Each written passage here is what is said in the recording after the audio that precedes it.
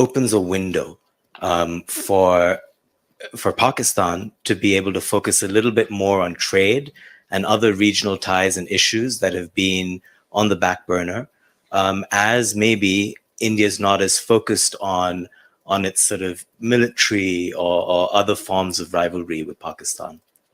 Okay, let me try and get this right. Are you saying India is now less focused on its rivalry and military antagonism towards Pakistan because it has now turned towards China? That's right, yes. Okay. Well, first of all, do you even agree with the premise? My sense of it would be the last 2 or 3 years. Okay.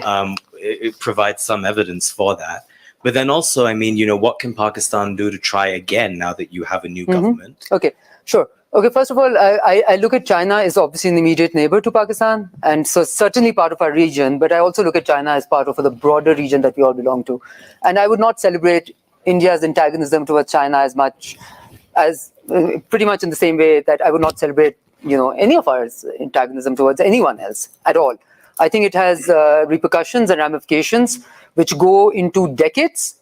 So you can make some wrong choices or wrong decisions in split seconds, and the ramifications, we witnessed it in Afghanistan. And you can't then roll back. You cannot suddenly say, oh, now I want to be friends, and now we want to be friendly, and now let's all get together. It doesn't happen like that. Now, having said that, look, I didn't want to really go into this because this is an economic debate, but it's the elephant in the room. We can't ignore it. I find this particularly interesting because as someone and as a party which decided to take a lot of political hit to undo what happened post 1965, where no government of any type in Pakistan thought it was wise to normalize trade relations with India because there was a very high political cost, unless we found a resolution to the Kashmir conflict, right?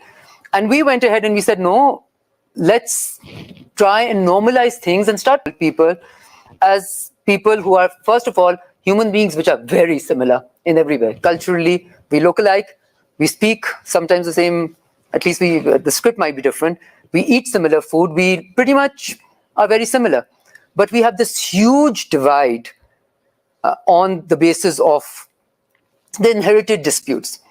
And then we decided, whether it was India or Pakistan, but pretty much many decades on, instead of reducing that basket and taking some of those problems that we inherited in our partition and reducing we decided to pile onto that basket, right? Chain was piled on.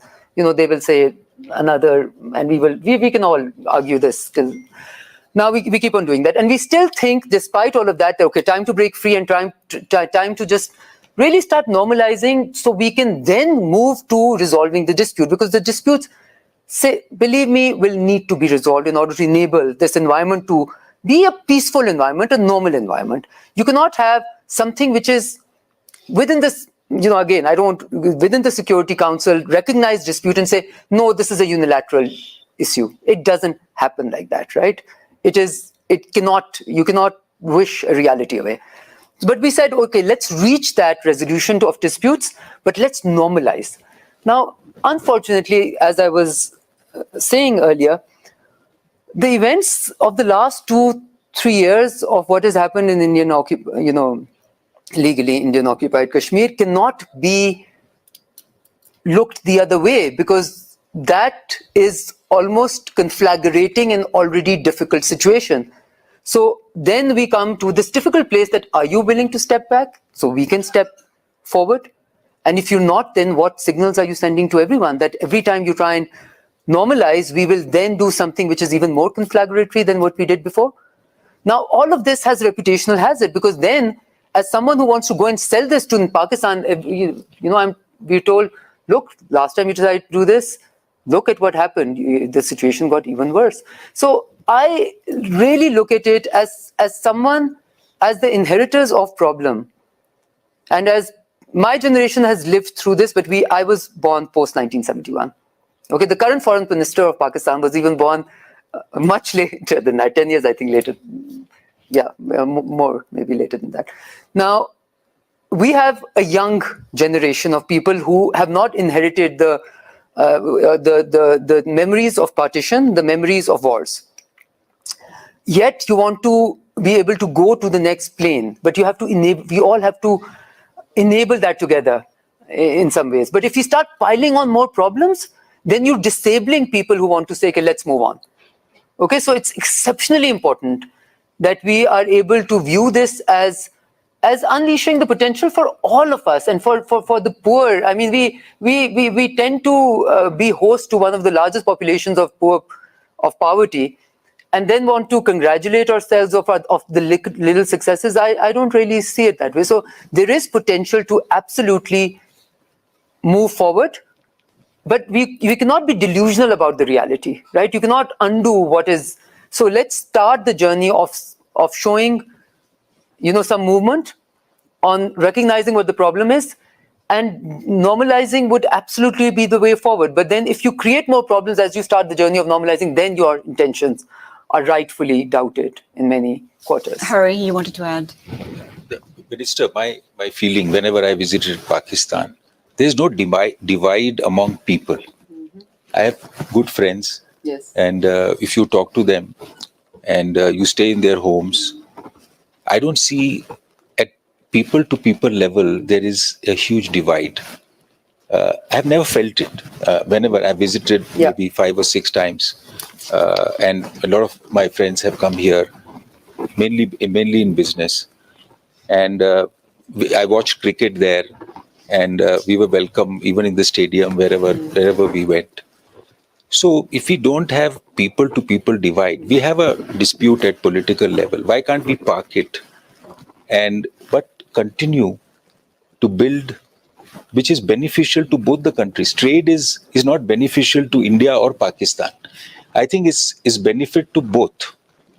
So can we not build that part? And hopefully that will help in the political resolution in the future. Look at post-World War II. Mm-hmm. France, Germany, England, they all work together. Look at the power of European Union today. Absolutely. So there must be some way. Interestingly, you're preaching to the convert on this particular one, but Let me just say this very quickly, because I know you're running out of time, that all of that held true, and then you do August 5th. Okay?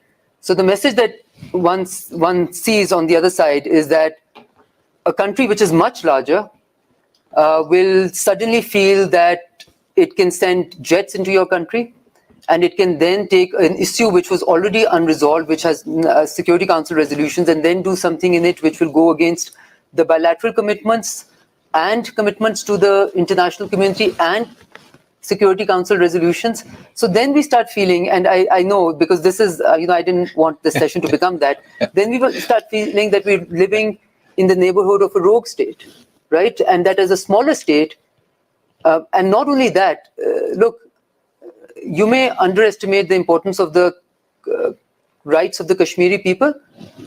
The international law has provided them those rights, right? So for one state, for your state or mine, it's not within our country. We don't have under international law, we don't have the right to be dismissive about it. So what you are propagating and giving as the way forward is exactly what we did. And that's exactly the point, that it's therefore important that we keep on going. Once we start a journey, we don't then put problematic we are features quickly running out of time. In fact, I think we are out of time. But before we wrap it up, I just want one question to be answered by all the speakers right now. I mean, we talk about how the region can be more integrated. I mean, just in terms of trade, it's only 5% versus Southeast Asia, which is 25%. And the potential for trade, I don't know, 20 billion right now. The potential is 70 billion. What is the one practical step that can be taken almost immediately to try and better the situation and let South Asia have realized that potential? Minister, we won't start with you. Go ahead. Yeah, no, I think it's a great question. Look, so the way I think about trade for our region is the combined GDP of South Asia is about $3.5 trillion. The combined global GDP is over $80 trillion, right? We have 5,000 years of entrepreneurship. And what is at play and at stake is an $80 trillion global market. If you look at India today, right, the month of April, if you look at the investments that were made, call it between 500,000 and 5 million, 67% of our new companies are from India targeting the world, right? So, and I think we need to see the same thing. So we absolutely should do more trade, but I think that's thinking too small because we have 5,000 years of entrepreneurship history. We have, without question, the smartest technical talent in the world. By the way, whether it's Pakistan, whether it's India, whether it's Bangladesh. But what is the one step, one practical step It's or measure? entrepreneurship. It is mainstream entrepreneurship. Take the gloves off. Entrepreneurship. The gloves can be kept in other areas if so decided to be. But I would say the one thing is just let's unleash innovation and entrepreneurship in South Asia and let's unleash it on the world. Just one step is open the borders for people to travel between countries, like what we see in Europe. May not be to that level, but even today, to get a visa to go into Pakistan is impossible, or for Pakistanis to come into India is impossible. So there's no people-to-people movement. Even as tourists, trade will happen, and collaboration will happen, but there must be movement. Minister? Okay, again, don't want to give a long answer, but as someone who happily went to India and we signed the visa agreement, open trade with India, and then had to roll back everything.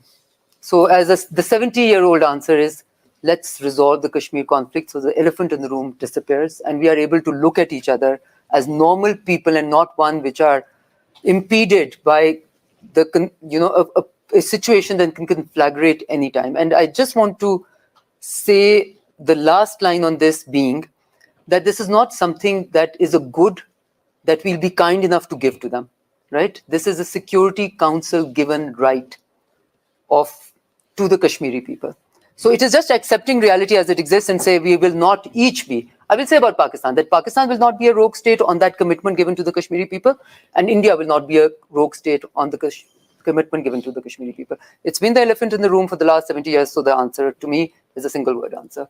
Minister? Well, I mentioned when you asked the question, I said that for integration to take place and for trade to increase, the dispute between India and Pakistan has to be resolved. So you for agree total integration, it has to be resolved. I don't necessarily agree with the points which you have, because that would be from the Indian side. I think they would counter what you have to say. I'm sure they have their arguments. I'm neither either this way or that way. My point is very clear on that. My point is that until and unless the Pakistan and India dispute is not resolved, integration within South Asia, the kind of integration you're talking about, increasing trade and talking, is not possible. So what have we done in Bangladesh? We have said that, okay, let them continue to fight. Let us try to integrate as much as we can with the remaining countries. And that's how we are going forward. And we find that we have definitely benefited from that. Absolutely. I guess we're taking stock in January when we meet again. Ladies and gentlemen, thank you so much for your time.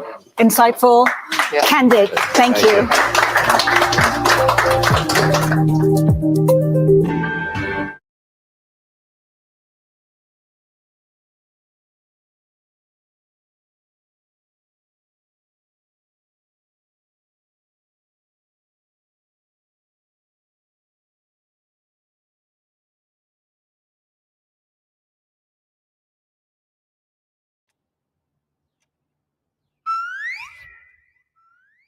कौन है? तेरे लिए तो massage करा ला I'll pay. मैं नहीं करना ऐसा कुछ. मैं बाहर चल रही हूँ. You guys enjoy, have fun. ਇੱਥੇ ਮਸਾਜ ਵਾਲੇ ਨੂੰ ਪੁਲਿਸ ਤਾਂ ਨਹੀਂ ਫੜਦੀ. अरे नहीं फड़ती. ਮਸਾਜ ਜੀ. What? तू ਤਾਂ ਇੱਕੋ ਹੀ ਦਿਨ ਚ 50% ਡੋਲ